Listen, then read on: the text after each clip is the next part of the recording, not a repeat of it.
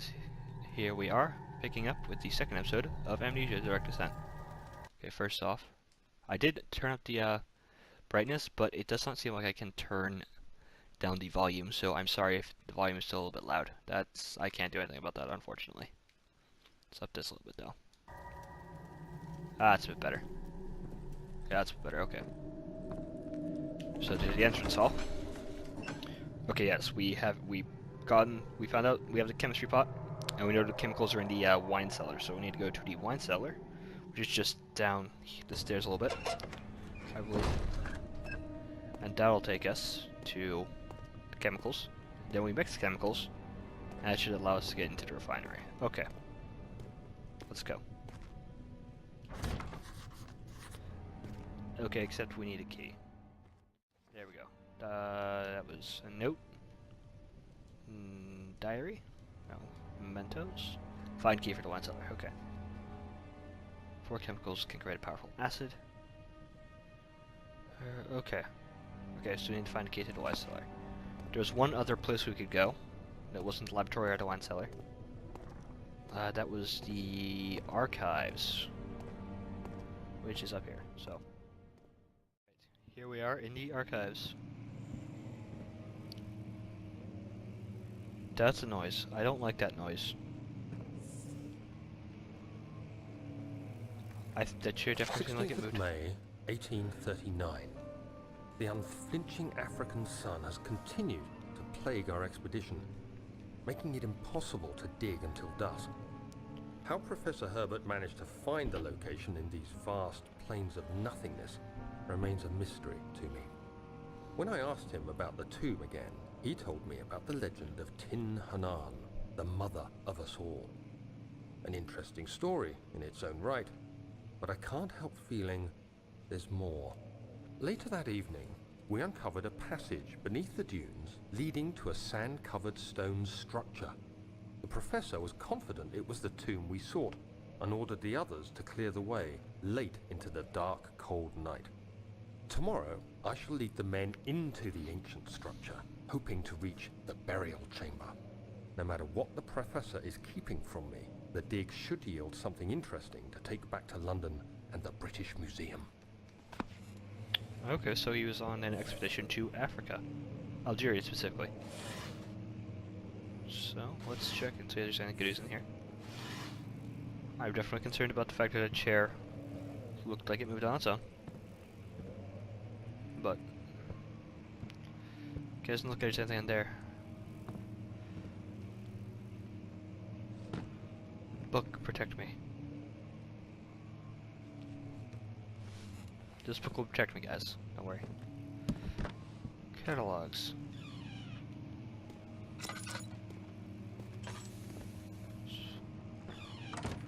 Close that. Open. Yeah, there we go. No, over there. I'll read that in a second. Let's check this place for goodies. $10. There we go. Okay. Wilhelm's contract. I hereby offer my full attention and services to Alexander, Baron of Brennenburg. This contract will reign for a total of 3 years, when my freedom shall return to me. In addition, Alexander, Baron of Brennenburg, is to recommend my services at the Prussian royal court and within the sanctum of the Order of the Black Eagle. May no man break the seal. Wilhelm, House of Garrick. Interesting.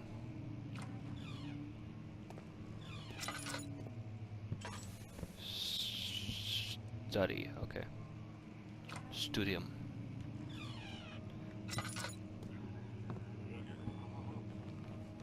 Oh, that's definitely monster noises. That's definitely monster noises. 17th of May, 1839. My hands tremble as I write.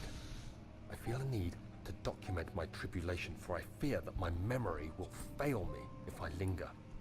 Today, I took some men and ventured into the dark, ancient passage we uncovered. Our torches burned faintly in the murky air as we slowly made our way underground. The men were superstitious and fearful. They argued loudly, and I felt their strange language getting to me. I mustered my strength and yelled at them to continue down the slopes and broken steps. The crudely carved passage confused me. It looked much older than the 4th century structure we had expected. The twisting path emerged into a great antechamber. The walls were lined with statues unlike any I'd ever seen. Despite their unearthly quality, I felt a strange familiarity toward them, which haunts me still. At the far end of the chamber, a great slab of stone sealed off whatever lay ahead. I gave the order to raise it, and as I pushed through the narrow space, the heavy stone suddenly dropped, sealing me inside. I was trapped. Interesting. So he went in, and it was a lot older. Okay, that's very interesting. Okay. Also, spooky monster noises. Why did it have to be spooky monster noises? So there's definitely some spooky monster noises. Thank you, Tinderbox.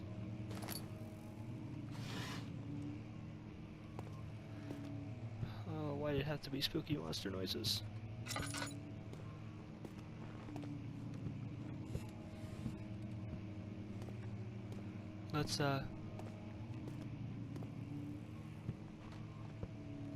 Let's go check down here first. You know, maybe.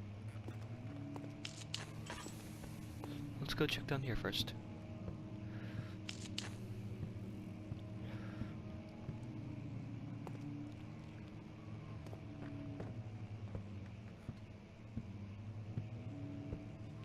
Oh, okay.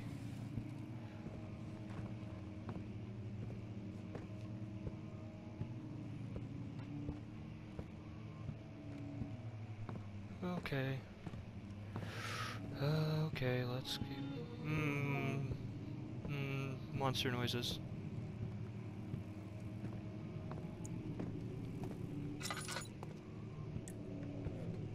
That's blood.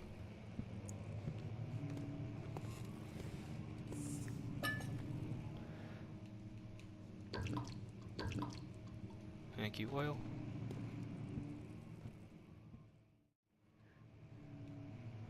Floor plans. Okay, let's check in here. Chest with a key, maybe? No, but oil and tinderbox.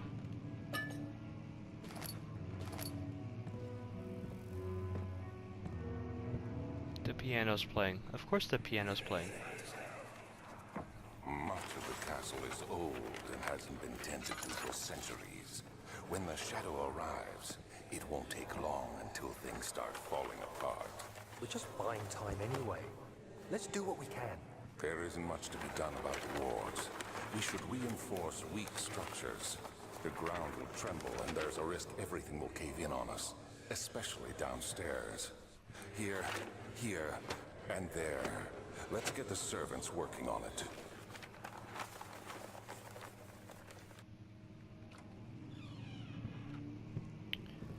The piano's definitely playing out, and I'm freaked out.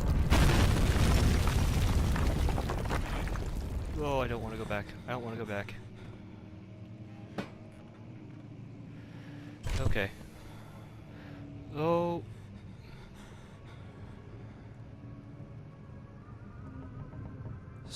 May 1839. After pounding the unforgiving stone wall for what seemed like an eternity, I realized it was hopeless. I was trapped. I fell to the ground, gasping for air, trying to focus. That's when I saw a faint blue shimmer. My weakened body was heavy to carry, but I managed to push myself toward the enchanting light. It was waiting for me. Enclosed in dark nothingness, I felt myself drawn to the mystic light. This is interesting. I reached out, closing it in my hands. The faint glow escaped my fingers and began to spark brightly and spirit me away, unlocking alien memories of spiraling towers, endless deserts, and impossible geometry. The next thing I can remember is the grating sound of stone being lifted, the voices of the Arabs pulling me to safety, and grasped firmly in my hands was the broken pieces of a most peculiar relic. Piano's playing again.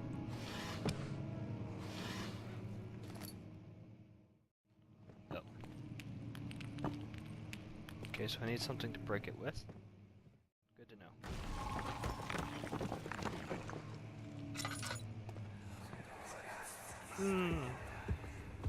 You have to be swift when you activate the first one.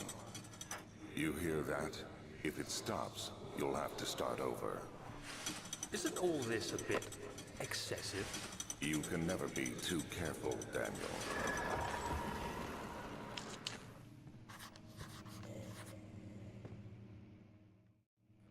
Okay.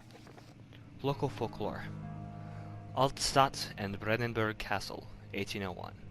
Another region rich with its lore is Altstadt. You guys are gonna have to correct me on whether I'm saying it. I know I'm butchering that, so if one of you guys have any idea how to pronounce that, let me know. Deep within the East Prussian woods, for centuries there have been stories surrounding the hamlet and its neighbor, Castle Brennenburg. The quiet, forest-clad mountains, dressed with scattered lakes, is as picturesque as can be, albeit the area is haunted by the dark. Ask any local and you will hear proof of the widespread superstition. All travelers should indulge themselves in such conversations, since it will certainly serve as exciting entertainment. All of them have their own twists on the tale, but there are some motifs that keep reappearing. The Gatherers. This story reaches all the way back to the time of the 30 Years' War. It is said that soldiers who abandoned their duty got lost in the cold, dark woods and were forever damned to roam the grounds. Their bodies, wrought by their tainted souls, have left them disfigured and empty of essence. Many have cited them over the years and described them as horrid remnants. They move silently through the woods, shying away from any beholder. They are called gatherers, as they seem to follow some ambition to steal living creatures. It is their prey which can be heard struggling inside damp burlap sacks dragged behind them, which reveal their presence. What dark scheme do they follow? That's creepy. Okay. A visit undone. Heinrich Cornelius Agrippa, the well-known erudite, visited Altstadt at the start of the 16th century. He resided in the local inn for a fortnight as he looked for the remnants of kingdoms past. During his stay, all the prominent members of society paid notice, and he is mentioned in many records of the time. One day he went to investigate a burrow in the northwestern glades, only to never be seen again. Henrik is known to have passed away in Grenoble some 10 years later. He dismissed the notion of ever visiting Altstadt, which makes you wonder what really happened. Who was this mysterious man who visited the sleepy hamlet in the woods, and what happened to him? The Immortal Baron. The Baron of Brennenburg lives a reclusive life with his family at his castle nearby Altstadt, and like most of those of noble birth, rumors are inherited along with the title. Researching history reveals little before the castle was consumed by fire in the late 16th century. It was rebuilt by Alexander, a nobleman from the Rhinelands, claiming to rule as protector of the Prussian state. Alexander helped the region to flourish and remain popular throughout his presumed lifetime. The family has always been secretive when it comes to lineage and heritage, therefore the birth and death of Alexander and his offspring has never been fully recorded. This has fed the idea that the Baron is in fact the one and the same who came from the west over 300 years ago, lived through the time of occupation, and joined the coveted Order of the Black Eagle along with the great leaders of this country. Okay. So there's like 3, that would be, that's 1. Second one.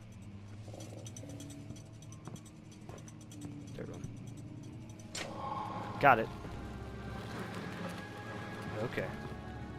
And this will have the key. Right there.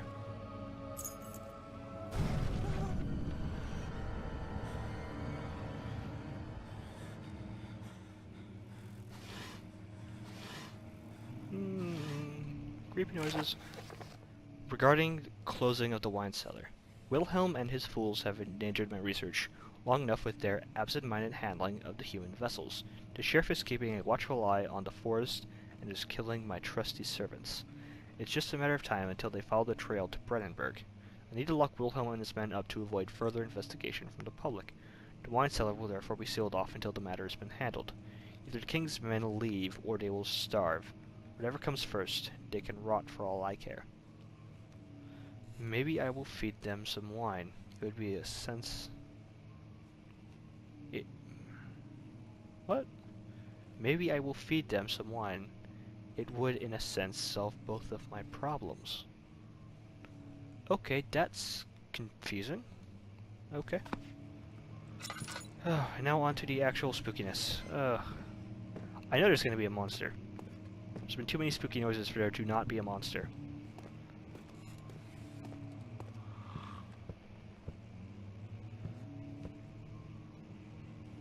Old tomes. Study? Oh great, it won't budge.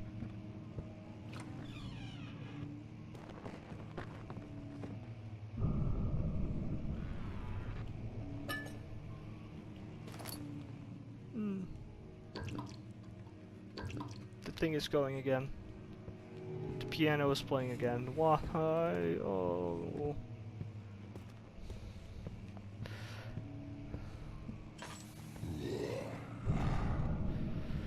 Okay. Okay. Okay. Okay.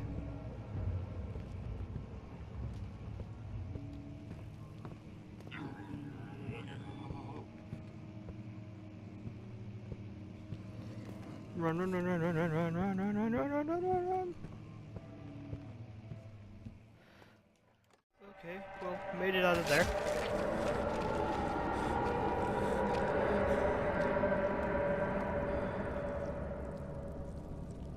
We made it out of there. Somehow. Somehow we made it out of there. Oh, okay. Okay. Whew. We made it out of there. Oh, okay. Whew. And I don't want to go too long for this episode, so I think that right here is what I'm going to call it. So, oh, let's save and exit. Just gonna remember to do that first. Okay. So, I hope you all enjoyed the second episode of this Let's Play. So, goodbye everyone. Remember to stay classy, and don't just dare go hollow. This is Bio, signing off for now.